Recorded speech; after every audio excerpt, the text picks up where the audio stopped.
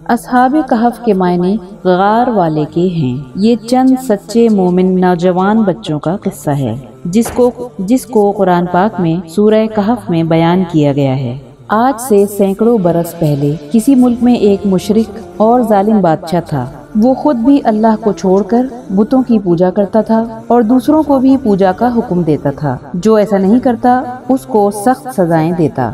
ان کی سلطنت میں کچھ نوجوان بچے جن کی تعداد تقریباً 7 تھی، اللہ نے ان کو سیدھا راستہ دکھایا۔ یہ اللہ کو مانتے اور بتوں کو پوجنے کو برا سمجھتے تھے۔ ان کے ماں باپ نے ان کو بہت سمجھایا کہ بادشاہ کو اگر خبر ہو گئی تو قتل کرا دے گا، لیکن ان بچوں کے دل میں اللہ کی محبت گھر کر گئی تھی۔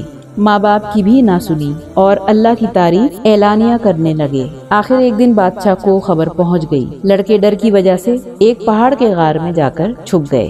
ان کے ساتھ ان کا کتا بھی تھا، وہ بھی ساتھ چلا گیا۔ جب کوئی شخص اللہ کا ہو جاتا ہے تو اللہ بھی اس کی مدد کرتا ہے۔ جب یہ غار میں پہنچے تو اللہ تعالیٰ نے ان کو سلا دیا اور کتا غار کے منہ پر بیٹھ گیا۔ اس کو بھی اللہ تعالیٰ نے سلا دیا۔ اللہ تعالیٰ نے اپنی نشانی اور لوگوں کو اپنی قدرت دکھانے کے لیے 309 سال تک سلائے رکھا۔ اس عرصے میں پتہ نہیں کتنے بادشاہ ختم ہو گئے، زمانہ بدل گیا، لوگ بدل گئے۔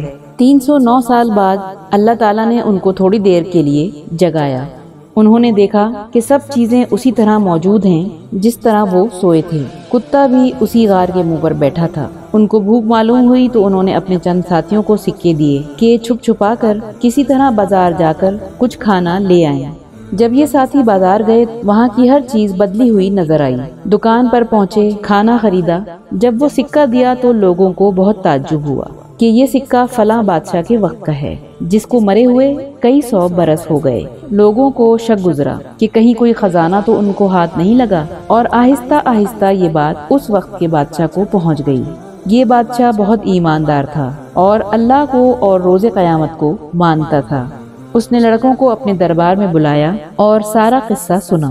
بادشاہ کو اور حاضرین کو بہت تعجب ہوا۔ بادشاہ میں درباریوں کے اس غار تک آئے۔ انہوں نے ان لڑکوں کو سوتا ہوا دیکھا۔ ان کی آنکھیں کھلی ہوئی تھیں مگر جسم سو رہے تھے۔ بادشاہ اور ان کے درباریوں پر ایک وحشت طاری ہو گئی اور واپس چلے آئے۔ یہ لڑکے جو کھانا لینے آئے تھے غار میں داخل ہوتے ہی اپنے ساتھیوں کے ساتھ مل کر سو گئے۔ بادشاہ اور ان کے درباریوں کو یقین ہو گیا کہ اللہ تعالیٰ بڑی طاقت اور قدرت والا ہے۔ مرنے کے بعد وہ اسی طرح زندہ کرے گا جس طرح ان غار والوں کو کیا ہے۔ یہ لوگ اسی غار میں قیامت تک سوتے رہیں گے۔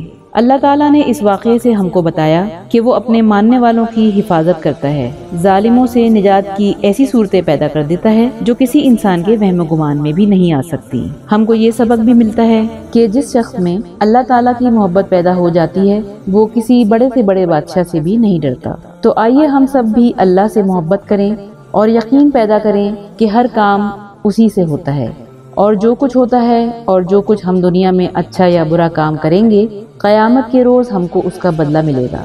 اگر آپ ایسی ہی مزید ویڈیوز دیکھنا چاہتے ہیں تو اسلامیات چینل کو سبسکرائب ضرور کریں۔ شکریہ۔